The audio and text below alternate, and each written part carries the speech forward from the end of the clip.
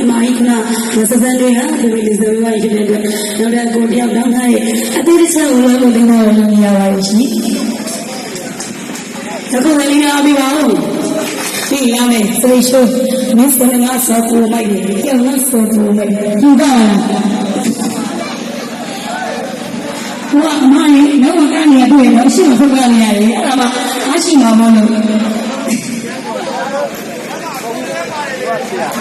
哦，过年了，这手里也用了啦，我看到有妈有牛有阿龙的，对，特别那口袋里面特别阿贝包，家里